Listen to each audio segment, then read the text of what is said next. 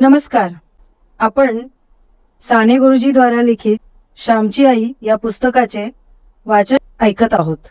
आज रात्र 20 सात्विक प्रेमाची भूक हे प्रकरण आपण ऐकूया. काय सुरुवात करू ना रे गोविंदा? श्यामने विचारले. थोडा वेळ थांबावे, ते म्हातारबुवा अजून आले नाहीत. तुमच्या तोंडचा एकही शब्द गमावला तर त्यांना वाईट वाटते, असे गोविंदा म्हणाला. इतके काय आहे माझ्याजवळ? साध्या गोष्टी मी सांगतो. वेडे आहेत लोक झाले. श्याम म्हणाला. तुम्ही सांगता ते तुम्हाला चांगले वाटते म्हणून सांगता ना, का तुम्हालाही ते टाकाऊ वाटते? स्वतःला टाकाऊ वाटत असूनही जर सांगत असाल तर तुम्ही ते पाप केले असे होईल. ती फसवणूक होईल. आपणास जे ताज्य व अयोग्य वाटते ते आपणास लोकांना कसे बरे देता येईल? भिकाने विचारले. शिवाय लोकांची श्रद्धा असते तर ती का दुखवा? त्यांना तुमचे ऐकण्यात आनंद वाटत असेल म्हणून ते येण्यास उत्सुक असतात, असे गोविंदा म्हणाला. ते पहा, आलेच म्हातार बाबा. या या, इकडे बसा. राम म्हणाला. इकडेच बरे आहे, असा येथे बसतो, असे म्हातार बाबा म्हणाले. श्याम, कर आता लवकर सुरुवात, राजा म्हणाला. सारी मंडळी उत्सुक झाली. श्यामची कथा सुरू झाली. त्यांची हृदयंगम मुरली वाजू लागली. मला माझ्या वडिलांनी आमच्या गावापासून 6 कोसावर दापोली म्हणून एक गाव आहे, तेथे इंग्रजी शिकवण्यास पाठवले. मामांकडून मी दिवे लावून आलो होतो. थोडे दिवस घरी वेद वगैरे शिकत होतो, परंतु वडिलांनी इंग्रजी शिकविण्याचे ठरविले. 1-2 इयत्ता इतके माझे शिक्षण झालेले. दापोली मोठा सुंदर गाव आहे. तेथील हवा फार आरोग्यदायक आहे. तेथून समुद्र 4 कोस दूर आहे. दापोलीस खूप मोठी मोठी मैदाने आहेत. एकेकाळी येथे इंग्रजांची पलटण होती, म्हणून दापोलीस कॅम्प दापोली असेही म्हणतात. या कॅम्प नंतर काप असा अपभ्रंश झाला व हल्ली काप दापोली असे म्हणतात. तसे पाहिले तर माझा तालुका इंग्रजांच्या ताब्यात इतर महाराष्ट्रात बाकी ठिकाणपेक्षा आधी गेला. नानासाहेब पेशव्यांनी आंग्रे यांचे आरमार इंग्रजांच्या मदतीने बुडविले. फारच मोठी चूक होती ती. आंग्र्यांच्या आरमाराचा इंग्रजांना पायबंद होता. इंग्रजांच्या व इतरांच्या आरमाराचा आंग्र्यांनी अनेकदा अरबी समुद्रात पराभव केला होता. शिवाजी महाराजांनी मोठ्या प्रयत्नाने आरमार उभारले होते. पूर्वी मराठ्यांचे एक होडकूही अरबी समुद्रात फिरकत नव्हते, परंतु या महापुरुषाने आरमाराचे महत्व ओळखले होते. त्यांचा दर्या, त्यांचे वैभव हे सूत्र त्यांच्या राजनीतीत सांगितले आहे. परंतु नानासाहेबाने इंग्रजांच्या मार्गातील ही अडचण आपणहून दूर केली. इंग्रजांनी आग्र्याचे आरमार नाहीसे करण्यात जी मदत केली त्याचा मोबदला म्हणून जो मुलूक मिळाला, त्यात बाणकोट वगैरे दापोली तालुक्यातील बंदरकाठी गावे होती. परंतु याच तालुक्यातील वेळास गावचे मनसुबीची तलवार गाजविणारे नाना फडणवीस याच तालुक्यात स्वातंत्र्यासाठी आमरण झगडणारे, स्वराज्य माझा जन्मसिद्ध हक्क आहे आणि तो मी मिळवणारच असे सांगणारे केसरीचे संपादक, गीता रहस्याचे कर्ते लोकमान्य टिळक यांचे गाव. त्याचप्रमाणे सामाजिक गुलामगिरी विरुद्ध बंड उभारणारे, 3 मुली घेऊन हिंडण्यास आश्रम काढणारे महिला विद्यापीठाचे संस्थापक कर्मवीर भाऊराव कर्वे हे याच तालुक्यातील. स्वाभिमानी विश्वनाथ नारायण मंडलिक व गणित विशारद रघुनाथ पुरुषोत्तम परांजपे याच तालुक्यातील. दापोलीच्या आजूबाजूला जंगलही खूप आहे. सुरूचे दाट जंगल आहे. त्यातून वारा वाहू लागला म्हणजे समुद्राच्या गर्जनेसारखा आवाज कानांवर पडतो. काजूची झाडेही पुष्कळ आहेत. उन्हाळ्यात लाल, पिवळे, शेंद्री असे हे काजू झाडावर हंड्या झुमरांसारखे डोलत असतात. दापोलीच्या आजूबाजूची गावे म्हणजे सृष्टी सौंदर्याची माहेरघर आहे.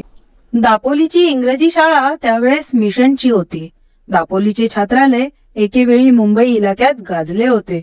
मिशनची शाळा टेकडीवर होती. आजूबाजूला कलमी आंब्यांची झाडे भरपूर होती. फारच रम्य दिसे शाळा. या शाळेत मी जाऊ लागलो. अभ्यास सुरू झाले. दापोलीहून माझे गाव 6-6.5 कोस होता. पायाने मी एवढे चालून जाईन की नाही याचा मला आत्मविश्वास नव्हता. परंतु एक दिवस चालत गेलो व आत्मविश्वास वाढला. त्या वेळेपासून मी दर शनिवार रविवार घरी जाऊ लागलो. शनिवारी दुपारी 2 वाजता शाळा सुटली की मी घरी निघावयाचा व दिवे लागेपर्यंत घरी पोचावयाचा. रविवारचा दिवस घरी आईच्या प्रेममय सहवासात घालवायचा व सोमवारी पहाटे सुटून 10 वाजेपर्यंत पुन्हा दापोलीस शाळेत जावयाचा. एके शनिवारी मी असाच घरी जावयास निघालो. त्या दिवशी मी जरा खिन्न व दुःखी होतो. जणू मला जगात कोणीच नाही असे त्या दिवशी मला वाटत होते. माझ्या ठिकाणी लहानपणापासूनच ही वृत्ती आहे. कधी कधी एकदम मनात येते की खरोखर कोण आहे आपल्याला या जगात. हा विचार मनात येऊन अनेकदा मी रडलो आहे. काही कारण नसावे व एकदम डोळे भरून यावे, हृदय सद्गदित व्हावे असे अनुभव मला आले आहे. मी म्हणजे जणू एक बिंदू, कोणा झाडाचे पान, क्षणात वाळून जाणार, पडून जाणार असे अगतिकत्वाचे विचार माझ्या मनात लहानपणापासूनच येत. लहानपणापासूनच सहानुभूती व प्रेम यांचा मी भुकेला होतो. जणू या 2 वस्तू शेकडो जन्मात मला मिळाल्या नव्हत्या. शतजन्मांचा जणू मी उपाशी होतो. मनुष्य अन्नाशिवाय जगू शकेल, परंतु प्रेमाशिवाय कसा जगू शकेल. प्रेम हे जीवन आहे. जे प्रेम स्थिर आहे, भरपूर आहे, ते जीवनाच्या वृक्षाला पोचते. वृक्षाच्या पानापानात, फांद्या फांद्यात, सर्व खोडात अमूलाग्र जसा जीवन भरलेला असतो तसे प्रेम पाहिजे. सोडा वॉटरची बॉटल फोडली की फसफस पाणी बाहेर येते.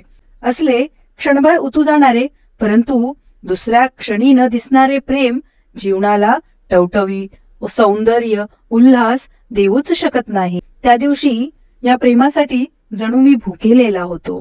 मी घरची प्रेमाची हवा खाण्यासाठी निघालो. लोकमान्य टिळक म्हणत असत, मी सिंहगडावर 2 महिने जाऊन राहतो.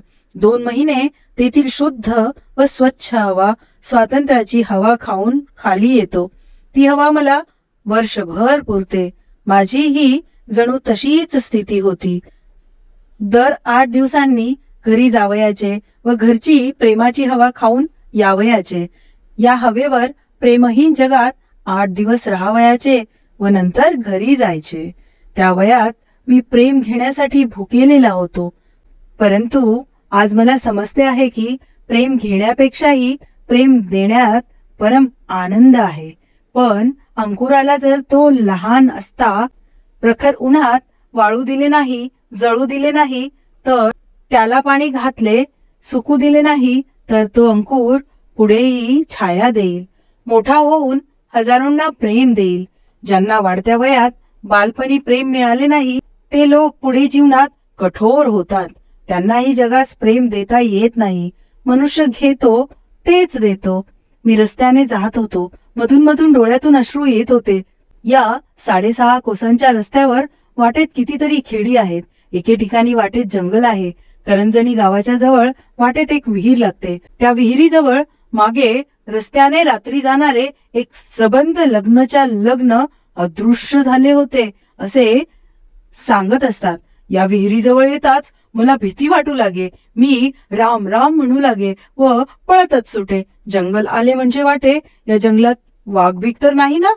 मी त्यावेळेस 12-13 वर्षाचा होतो. फार मोठा नव्हतो. वाटेत मला तहान लागली म्हणून विहिरीत उतरून मी पाणी प्यालो. ही घोड विहीर होती, म्हणजे घोड्यांना आत उतरून जाता येई अशा मोठ्या मोठ्या पायऱ्या त्या विहिरीला बांधल्या होत्या, जणू बाजूने केलेला जिनाच. मी पाणी पिऊन निघालो.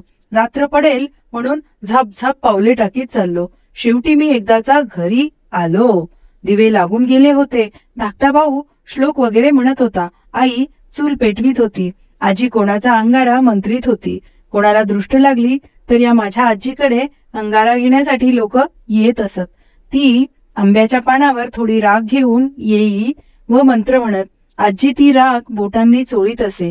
मग ही राख नेऊन ज्याच्यावर दृष्ट पडली असेल त्याच्या कपाळाला लावायची. मी अंगणात दिसताच अण्णा आला, अण्णा आला असे धाकटे भाऊ आनंदाने जय जयकार करू लागले व मला बिलगले. मी घरात गेलो. आई म्हणाली, उशिरा का निघालास? जरा लवकर निघावे की नाही? बाहेर रात्र झालीये. मी म्हणालो, माझ्याच्याने चालवतच नव्हते, जणू गळून गेल्यासारखे वाटत होते. मग कशाला बरे पायी आलास? पुढे संक्रांतीस यावयाचे. असे आई म्हणाली. आई, मी तुला पाहण्यासाठी आलो. तू माझ्याकडे प्रेमाने पाहिलेस की मला शक्ती येते. ही शक्ती घेऊन मी परत जाईन. असे म्हणून मी आईला बिलगलो व रडू लागलो. आईलाही रडू आले व भावांनाही रडू आले. आईने आपले डोळे पुसले. तिने आपल्या पदराने माझेही डोळे पुसले. हे कडक पाणी घे व पाय धु. थांब, थोडे तेल लावते. मग वर कडक पाणी घे. असे म्हणून आईने माझ्या पायांना तेल चोळले. ती माझ्या पायांना तेल लावित होती व मी तिच्याकडे पाहत होतो. मला त्यावेळेस किती आनंद होत होता. त्या वेळेच्या स्थितीस आनंद हा शब्दही मी लावू इच्छित नाही. हा शब्दही कमी पडतो. ती स्थिती अनिर्वचनीय होती, पवित्र होती. मी पाय वगैरे धुतले व चुलीपाशी आईजवळ बसलो. अण्णा, गोष्ट सांग, नाहीतर एक नवीन श्लोक शिकव, असे लहान भाऊ मला म्हणत होते. इतक्यात वडील बाहेरून आले. ते कोठून तरी त्रस्त होऊन आले होते. मला आलेले पाहून नेहमीप्रमाणे त्यांना आनंद झाला नाही. ते काही बोलले नाही. बाहेर पाय धुवून आले व संध्येला बसले. का रे, संध्या वगैरे झाली का तुझी? त्यांनी मला विचारले. त्यावेळेस मी संध्या करीत असे. संध्येचा अर्थ मला समजत नसे तरी तंत्र करीत असे व तोंडाने पुटपुटत असे. नाही केली, करतो, मी म्हणाले. तेथे चुलीजवळ काय बसलायस बायकांसारखा? उठ, संध्या वगैरे करायची, ते रागाने बोलले. आई म्हणाली, आत्ताच तो आला, दमला आहे, अगदी गळून गेल्यासारखे वाटते म्हणाला. जरा बसला आहे. श्याम, जा संध्या वगैरे कर. मी उठलो व पाटावर बसलो. भस्माचे बोट कपाळास भासले व आचमने घेऊन लागलो. माझ्या डोळ्यातील पाण्याची देवाला शत अर्धे सुटत होती. वडील म्हणाले, तिकडे संध्या वगैरे करतोस की नाही? आणि ते केवढे डोके वाढवले आहे. हजाम मिळत नाही वाटते. नुसता कावळा झाला आहे. मी तेथे आलो होतो तेव्हा बजावले होते डोके करून ये म्हणून. का नाही केलेस? तुला शिंगे फुटायला लागलीये. उद्या संध्याकाळी त्या गोंद्या नाव्याकडे नाही तर लख्या नाव्याला बोलावून आण. तुझे डोके तासटून घे, नाहीतर येथे राहू नकोस, निघून जा. मी प्रेमाचा भुकेला होऊन आलो होतो. मला शिव्या मिळाल्या. मला भाकर पाहिजे होती. दगड मिळाले. मला माझा हुंदका आवरेना. त्याचा स्फोट झाला. झाले काय रडायला? कोणी का मारले आहे? सोंगे आणता येतात सारी, वडील म्हणाले. पण करील उद्या डोके. तेथे पैसे द्यायला लागतात. जवळ नसतील. नसेल केले. येथे पुन्हा 10 वाजता शाळेत जायचे. श्याम, उगी हो. संध्या झाली का? आरती करा, मी पाने वाढते. भुकेलेला असशील. आई अमृतमय वाणीने बोलत होती. मला जीवन व मृत्यू, अमृत व विष याचा अनुभव येत होता. उन्हाळा व पावसाळा, शरद व शिशिर याचा अनुभव येत होता. आरती झाली, पाने वाढली. आम्ही जेवण्यास बसलो. आईने मला दही वाढले. मलाच वाढले. माझ्याजवळ लहान भाऊ होता. त्याला नाही वाढले. माझ्याकडे कोणाचे लक्ष नाही असे बघून माझ्या पानातील दही मी लहान भावाच्या भातात घातले व त्याला भात कालवून दिला. ते दही त्याला देताना मला धन्यता वाटत होती. मी त्या दिवशी अगदी हळुवार मनाचा झालो होतो. त्यावेळेस माझ्या शरीरास कोठेही बोट लावले असते तर चटकन पाणीच झाले असते. जणू अश्रुमय मी बनलो होतो. आसवांची मूर्ती झालो होतो. माझ्या भावास मी मोठा झाल्यावर पैसे दिले असतील, पण त्या रात्री ते जे दही दिले ना, त्याची गोडी होती ती सहृदयता होती. ती पैशा अडक्यात नव्हती. आम्ही भावंडे गोष्टी बोलत पडलो. त्यांना झोप लागली, परंतु मला काही लागले नाही. मी मुसमुसत होतो. शेवटी केव्हा तरी मला झोप लागली. पहाटे उठून वडील शेतावर वगैरे गेले. मी जागा होतो. आई पोतेरे घालीत होती. कृष्णाचे गाणे म्हणत होती. कृष्ण यशोदाचे बाळ, सुकुमार लाडी वाळ, कृष्ण यशोदेचा तान्हा, त्यास पाजी प्रेम पान्हा, कृष्ण बाळ मेघ श्याम, यशोदेचे प्राशी प्रेम. हे गाणे मी ऐकत होतो. माझ्या आईचे नाव यशोदा व माझे नाव श्याम. आई मला प्रेम पाजित होती. मला प्रेम पान्हा पाजित होती. मी उठलो व आईला जाऊन मिठी मारली. आई, तू मला कुशीत घे. निजव, तुझी चौघडी घाल. चल, मला निजव. थोडा वेळ थाऊपट. राहू दे पोते रे, मुलापुढे आईचे काय चालणार. मी जणू त्यावेळी कुकुले बाळ झालो होतो. आईजवळ मी निजलो. आईने मला थोपटले. ओव्या म्हटल्या, पहाटेची वेळ धूर कोंबडा आरवे, परी बाळा झोपी जावे, लहान तू अंगाई. पहाटेची वेळ वाजू लागती रहाट, बाळा तुरे पाळण्यात झोप घेई अंगाई. पहाटेची वेळ काका करीतो कावळा, झोपे परी माझ्या बाळा, उठू नको अंगाई. पहाटेची वेळ कामाची आहे घाई, बाळा तू झोप घेई आई म्हणे अंगाई. मी ओव्या ऐकता ऐकता आईला म्हटले, आई मी आपल्या निघून जातो. मी येथे राहत नाही. मी आलो तर भाऊ किती रागे भरले. ते घरी येण्याच्या आधीच मला जाऊ दे. आई म्हणाली, असे नको हो श्याम करू. हे चांगले का. अरे ते बोलले तरी त्यांच्या मनात का असते. बाहेर कोणी अपमान केला असेल त्यांचा, रागावलेले असतील म्हणून बोलले. आजकाल आपली स्थिती वाईट आहे, तुला कळत का नाही. त्यांचे मन निराश असते. त्यांचे बोलणे तू मनावर घेऊ नकोस. त्यांनी आजपर्यंत तुम्हाला वाढविले तर 2 शब्द बोलण्याचाही त्यांना अधिकार का नाही. इतकी वर्षे तुमच्यासाठी त्यांनी अपमान सोसले, खस्ता खाल्ल्या, तुम्हाला लहानाचे मोठे केले. तुमच्या विद्येसाठी कर्ज काढून स्वतः फाटकी धोतरे नेसून ते पैसे देतात. ते तू या 2 शब्दांमुळे विसरून का जावे. आणि डोके वाढवले आहे म्हणून बोलले. जुन्या माणसांना ते बरे वाटत नाही. तुम्ही अजून लहान आहात म्हणून बोलले. उद्या मोठे झालात तर कोण बोलणार आहे आणि कोण ऐकणार आहे. आई बापांना बरे वाटावे म्हणून हजामत करण्यासही तू तयार नसावे का. आई बापांच्या धर्मभावना दुखावल्या जाऊ नये म्हणून इतकेही करू नयेस का. आई मला समजावीत होती. केसात कसला आहे ग धर्म. मी म्हटले. आई म्हणाली, धर्म प्रत्येक गोष्टीत आहे. काय खावे काय प्यावे यातही धर्म आहे. केस तरी तू का ठेवतोस. मोहच तो. मोह सोडणे म्हणजे धर्म. मित्रांनो, माझ्या आईला त्यावेळेस मला नीट पटवून सांगता आले नसेल, परंतु आज मला सारे कळते आहे. प्रत्येक गोष्टीत धर्म आहे. ही गोष्ट आपणा आश्रमवासियास सांगावयास नको. प्रत्येक गोष्ट विचारपूर्वक करणे, सत्य, हित व मंगल यासाठी करणे म्हणजेच धर्म. बोलणे, चालणे, बसणे, उठणे, ऐकणे, खाणे, पिणे, झोपणे, न्हाणे, धुणे, लेणे सर्वात धर्म आहे. धर्म म्हणजे हवा. धर्म म्हणजे प्रकाश. आपल्या जीवास धर्माची हवा कोठेही गेले तरी हवी. मी केस ठेवीत होतो ते मी सुंदर दिसावे म्हणून. खरे सौंदर्य सद्गुणांचे आहे व स्वच्छतेचे आहे हे मला आज कळले आहे. त्या दिवशी मी वडिलांवर रागवून जाणार होतो, परंतु आईने जाऊ दिले नाही. ती मला प्रेम देई, परंतु सत्पथही दाखवी. तिचे प्रेम आंधळे बावळट नव्हते. आई कामधाम करावयास निघून गेली. मी व माझे भाऊ थोडा वेळ आणखी झोपलो. नंतर मी उठलो. न्हाव्याला बोलावून आणले. आमचा पडपणीचा न्हावी होता. पडपणीचा म्हणजे वर्षाकाठी न्हाव्याला ठराविक धान्य द्यावयाचे.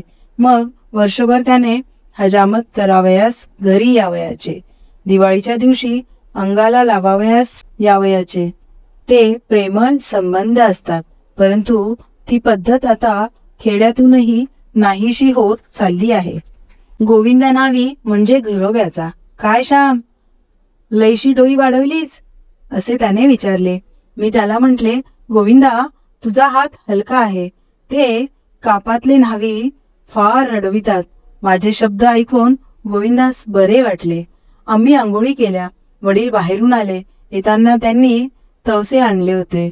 तवसे म्हणजे जून झालेली काकडी. कोकणात अशी तवशी घराघरात टांगून ठेवतात व ती बरेच दिवस टिकतात. 4-4 महिने टिकतात. पावसाळ्यातील भोपळे व तवशी शिमग्यापर्यंत टिकतात. शिमग्याचे ढोल वाजले म्हणजे ती टिकणार नाही अशी समजूत आहे. वडील आईला म्हणाले, ते तवशे आणले आहे. पातोळे कर, श्यामला आवडतात. ही हळदीची पाने सुद्धा आणली आहेत. तुमच्या आंघोळी झाल्या वाटते. श्याम चुलीखाली थोड्या घाल, मी पण आंघोळ करून देवळात जातो. आज आवर्तने करणार आहे. तुझ्यासाठी मी दर 15 दिवशी गणपतीवर एकादशनी करीत असतो. वडिलांचे गोड शब्द ऐकून मी लाजलो व शरमलो. ते मला आदल्या दिवशी रात्री रागे भरले होते, परंतु किती त्यांचे प्रेम. माझे बरे व्हावे, भले व्हावे, माझा अभ्यास नीट चालावा म्हणून ते देवास आळवीत. मला पातोळे आवडतात म्हणून बाहेर हिंडावयास जाऊन तवसे घेऊन आले. त्यांच्यावर रागावून मी जाणार होतो. मी रागाने पुन्हा दापोलीस निघून गेलो असे आल्यावर त्यांनी पाहिले असते तर त्यांची केवढी निराशा झाली असती. त्या प्रेमळ व थोर पितृहृदयास किती दुःख झाले असते. हीच का आपल्या मुलाची पितृभक्ती, हीच का कृतज्ञता, हेच का प्रेम, की 2 शब्दही त्या प्रेमाला व भक्तीला सहन होऊ नये. 2 शब्दांनीच ती मरून जावीत असे त्यांना वाटले असते. मी कृतज्ञतेने वडिलांकडे पाहिले. बाहेरच्या चुलीत पाणी तापवावे म्हणून वाळलेले पातेरे वगैरे घालून विस्तव पेटवला. घरात जाऊन त्यांनी शेतावरून फुले वगैरे आणली होती. त्यातील जास्वंदीच्या फुलांची डेखे वगैरे काढली. निरनिराळ्या रंगांची, निरनिराळ्या प्रकारांची फुले ताटात निरनिराळी मांडून ठेवली. तुळशी, दुर्वा, बेले सर्व काही ठेवून दिले. पूजेला चिमुटभर तांदूळ ठेवले. पूजेची सारी तयारी करून ठेवली. कोरांटकीची फुले गुलाबी रंगाची फार नाजूक दिसत होती. गोकर्ण व गुलाब यांचीही होती. तीर्थोटलीत नैवेद्यास दूध ठेविले. भस्माची पडगुली पाटाजवळ ठेवून दिली. वडिलांच्या पूजेची तयारी करून मी आईला मदत करू लागलो. काकडी चिरली व ती किसली. हळदीची पाने पुसली. कोळिष्टक वगैरे पाहिले. पातोळे लिंपण्यासही मी लागलो. मला अगदी पातळ लिंपता येत असत. तांदळाचे पीठ काकडीच्या खिसात मिसळतात, त्यात गूळ घालतात. मग हे पीठ हळदीच्या पानावर पसरवायचे. निम्म्या पानावर पातळ पसरून निम्मे पान त्यावर झाकण घालावयाचे. वाफेवर हे उकडावयाचे. उकडल्यावर पान सुटते व पातोळा तयार होतो. वडिलांची घरची पूजा संपत आली. मग चुलीवर जाऊन सनकाळीने निरांजन लावून त्यांना नेऊन दिले. ते उगीच आगकाड्या वापरत नसत. पूजा करून वडील देवळास गेले. मी एक नारळ फोडला. पातोळ्याजवळ बोळू काय, पातोळा कशा बरोबर खावयाचा. कोकणात तूप कमी. गरिबांच्या घरी ताकाच्या थेंबानेच अन्नशुद्धी करून घेतात. कोकणात तुपाची उणीव नारळाने भरून काढतात. ओला नारळ खावयाचा. मग तो खोवलेला नारळ थोडे कडक पाणी व थोडे मीठ घालून चांगला कुस्करावयाचा. नंतर तो पिळून त्याचा रस काढावयाचा. हा नारळाचा रस त्याला आंगरस म्हणतात. तो फारच खमंग व उत्कृष्ट लागतो. त्या आंगरसास बरोबर पातोळे, मोदक, खांडवी वगैरे पक्वान्ने कोकणात खातात. मी चांगला घट्ट आंगरस काढला. जेवणाची तयारी झाली. वडील आले. आनंदाने जेवणे झाली. त्या दिवशी मला फार आनंद होत होता. श्यामला वाढ ग आणखी पातोळे. माझा म्हणून एक वाढ, वडील आईला म्हणाले. माझ्या आईप्रमाणे तेही प्रेमळ होते. त्यांनी शारीरिक शिक्षा आम्हास कधीही केली नाही. 10 उठबशा काढ, अंगणातले गवत बेनून काढ, त्या झाडावर 4 कळशा पाणी आणून घाल, देवांना 10 नमस्कार घाल, अशा प्रकारच्या त्यांच्या शिक्षा असत. एखाद्या वेळेस रागाने बोलत, परंतु मारीत नसत. आमची जेवणी झाल्यावर आई जेवण्यास बसली. मी आईजवळ गोष्टी बोलत बसलो होतो. इतक्यात सर्वात लहान 5-6 वर्षाचा भाऊ आईजवळ आला व म्हणाला, आई जाऊ. कुठे रे बाबुल्या? मी म्हणाले. आईला आहे माहीत. जाऊ का? त्याने विचारले. आई म्हणाली, जा, पण तेथे श्लोक बीक म्हणत बसू नको. हसत सदानंद निघून गेला. धाकट्या भावाचे नाव सदानंद होते. वडील त्याला त्याच नावाने हाक मारीत. आम्ही त्याला बाबुल्या असे म्हणत असू. मी विचारले, आई, करंदीकरांच्या झोपाळ्यावर का बसायला गेला? आई म्हणाली, नाही रे, त्याला परसाकडे जावयाचे आहे. चावट आहे तो. परसाकडच्या वेळी परवानगी घ्यावयाला येतो. एरवी कुठे बाहेर जावयाच्या वेळेस नाही विचारायचा लब्बाड कुठला, आणि कुठे टाकुलीवर बसून मोठ्याने श्लोक म्हणत बसतो वेडगळ. मला हसू आले. बोलता बोलता आई म्हणाली, श्याम, तू आज गेला असतास तर त्यांना किती वाईट वाटले असते. त्यांना अन्न गोड लागले नसते, घास नसता गिळवला.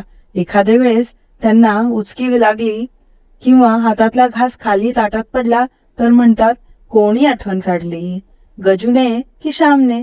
त्याचे तुमच्यावर किती प्रेम आहे. श्याम, अरे मी अशी आजारी, मी नाही हो फार दिवसाची. आता एकटे त्यांना सोडून मला जावे लागेल. त्यांना भाऊ बहिणी कोणी पोषित नाही. गरीबाला कोण? तुम्ही मुलगे, तुमच्याकडे पाहून ते जगतात, तुमचेच त्यांना सुख. असे म्हणता म्हणता आईचा गळा दाटून आला. आई पुन्हा म्हणाली, श्याम, ते नेहमी म्हणतात की असतील बाळ तर फेडतील काळ, नाहीतर होतील काळ. तुम्ही काळ नका होऊ. जर काळ आला तर त्यांना हकलून द्या, त्यांना सुख द्या. आईचे जेवण झाले. मीही तिला मदत केली. पाणी लावून पाट उचलले. पाटावर शीत वगैरे पडलेले असते म्हणून पाणी लावून उचलतात. पूजेची भांडी वगैरे उपकरणी जमवली व बाहेर घासावयास नेली. आईने भांडी घासली, मी विसळली. नंतर आईने ताकाची दह्याची विरजणे काढत पाण्याने धुतली. सदानंदाची लहानशी कोंडुली धुतली. तीत त्याच्यासाठी दूध विरजून ठेवावे लागेल. विरजणे धुवून तिने चुली मागे शेकत ठेवली. दुधाने खाली विस्तव हवा का तिने पाहिले. याप्रमाणे आईची निरवानिरव होत होती. आम्ही ओटीवर बसलो. वडिलांजवळ फऱ्या माऱ्याने आम्ही खेळलो. प्रत्येक वेळेस ते आमच्याजवळ सुकी काकडी लावीत. माझे सारे खडे मारा म्हणून त्यांनी उचलून घेतले. दिवस आनंदात गेला. आईने माझे धोतर फाटले होते ते ठिगळ लावून दिले. रात्री वडिलांनी सुंदर गोष्ट सांगितली. जेवायचे कोणालाच नव्हते. आईने ताकास फोडणी देऊन ताकतई केली. ती आम्ही प्यालो. पहाटे आम्ही उठलो. मी आंघोळ केली. आईने भात ठेवला होता. उडदाचा पापड व मेथकूट तिने वाढले. भातात 2 तोंडलीही तिने टाकली होती. मला आवडतात म्हणून शेजारच्या जानकी वहिनीने ती दिली होती. माझे जेवण झाले. मी जावयास निघालो. आईच्या पाया पडलो. आता संक्रांतीस ये हो. पाय फार दुखत असेल तर गाडी करून ये. एखादी भरतीची गाडी पाहावी. द्यावे 2 आणे आणि यावे. जप हो, असे आई म्हणाली. वडिलांना नमस्कार केला. श्याम, मी बोललो म्हणून वाईट नको हो वाटून घेऊ. नीट वाग, अभ्यास कर, असे ते म्हणाले. नंतर मी दोघ्या धाकट्या भावास कुरवाळून निघालो. महारवाड्यापर्यंत वडील पोचावयास आले होते. पुढे बेगळ्यापर्यंत आले. मग आमच्या गावाची हद्द संपते. तेथे एक मोठे बेगळ्याचे झाड आहे. ते माघारे गेले व मी एकटाच चालू लागलो. आई बापांचे प्रेम मनात घेऊन मी रडत चाललो होतो. मी दापोलीहून घरी गेलो तेव्हा प्रेम मिळावे म्हणून मी रडत गेलो.